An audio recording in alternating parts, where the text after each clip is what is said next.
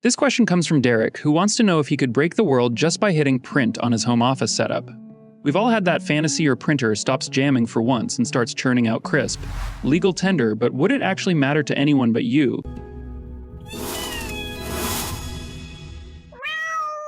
Let's assume you have a high-end printer and a magic ink supply that never runs out.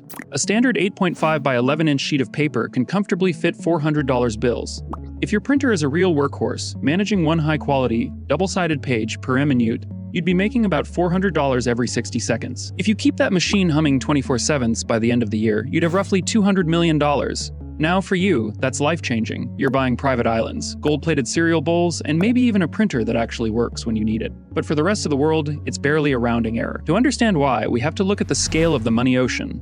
Right now, there are about 7.8 billion $100 bills in circulation. These bills don't last forever. They get handled, folded, and dropped in puddles. The average lifespan of a $100 bill is about 90 months. To keep the supply steady, the government has to print about 1 billion new ones every single year just to replace the old, crusty ones. Your turbo printer is only adding 2 million bills a year to that pile. That's like trying to flood the ocean with a garden hose. You'd be adding 0.2% to the annual production. The global economy wouldn't even flinch. Inflation wouldn't skyrocket, and the US dollar wouldn't collapse. In fact, the biggest threat you'd face isn't an economic meltdown. It's logistics. $200 million in cash weighs about 2 tons. You'd need a literal warehouse just to store your annual output. And honestly, the most unrealistic part of this whole scenario isn't the magic money.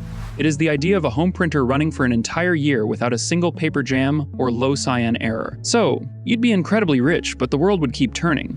Just make sure you don't call tech support when the rollers get stuck on a pile of Benjamins.